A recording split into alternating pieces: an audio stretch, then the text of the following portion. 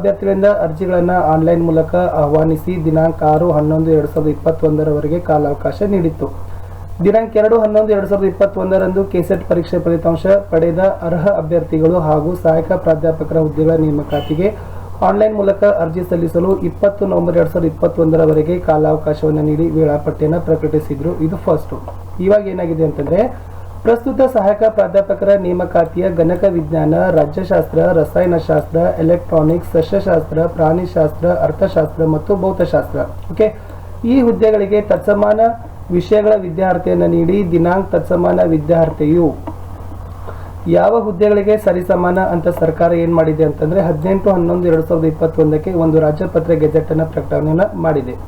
ಅದರ ಪ್ರತಿಯನ್ನ ಸಹಿತ ಪ್ರಾಧಿಕಾರದ ವೆಬ್ಸೈಟ್ ನಲ್ಲಿ ಪ್ರಕಟಣೆ ಮಾಡಿದ್ದಾರೆ. ಮುಂದುವರೆದು ಆ ಕಾರಣಕ್ಕಾಗಿ ಸಹಾಯಕ ಪ್ರಾಧ್ಯಾಪಕರ ನೇಮಕಾತಿಗೆ ಸಂಬಂಧಪಟ್ಟಂತೆ ಆನ್ಲೈನ್ ಮೂಲಕ ಅರ್ಜಿ ಸಲ್ಲಿಸಲಿಕ್ಕೆ ದಿನಾಂಕವನ್ನ ವಿಸ್ತರಿಸಲಾಗಿದೆ.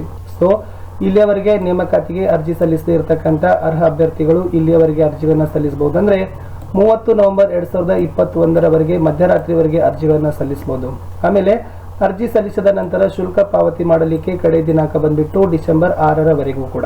ಸೊ ಯಥಾವತ್ತಾಗಿ 30-9-2021 ಗೆಜೆಟ್ ನಲ್ಲಿ ಅಧಿಸೂಚನೆಯಲ್ಲಿನ ಎಲ್ಲಾ ಸೂಚನೆಗಳು ಅನ್ವಯಿಸ್ತವೆ ಅಂತ ಕಾರ್ಯನಿರ್ವಾಹಕ ನಿರ್ದೇಶಕರು ಏನ್ ಮಾಡಿದ್ದಾರೆ, ಇದೀಗ ಒಂದು ಪ್ರಕಟಣೆಯನ್ನು ಪ್ರಕಟಿಸಿದ್ದಾರೆ. ಸೊ ಇದರ ಅರ್ಥ ಅಸಿಸ್ಟೆಂಟ್ ಪ್ರೊಫೆಸರ್ 2021 ರಿಕ್ರೂಟ್ಮೆಂಟ್ಗೆ ಆನ್ಲೈನ್ ಮೂಲಕ ಅರ್ಜಿ ಸಲ್ಲಿಸತಕ್ಕಂಥ ದಿನಾಂಕವನ್ನು 30 ನವೆಂಬರ್ 2021 ವಿಸ್ತರಿಸಿ ಶುಲ್ಕ ಪಾವತಿ ಮಾಡಲಿಕ್ಕೆ 6 ಡಿಸೆಂಬರ್ ಕಾಲಾವಕಾಶವನ್ನು ಕೊಟ್ಟಿದ್ದಾರೆ. ವಿಡಿಯೋ ಇಷ್ಟ ಆದರೆ ಒಂದು ಲೈಕ್ ಮಾಡಿ, ಅಷ್ಟೇ ಅಲ್ಲದೆ ನಿಮ್ಮ ಫ್ರೆಂಡ್ ಸರ್ಕಲ್ಗೂ ಶೇರ್ ಮಾಡಲು ಮರೆಯದಿರಿ. ಮತ್ತೆ ಸಿಗುವ ಇದೇ ತನ್ನಾಗಿರ್ತಕ್ಕಂಥ ಅಸಿಸ್ಟೆಂಟ್ ಪ್ರೊಫೆಸರ್ ರಿಕ್ರೂಟ್ಮೆಂಟ್ನ ವಿಡಿಯೋಗಳ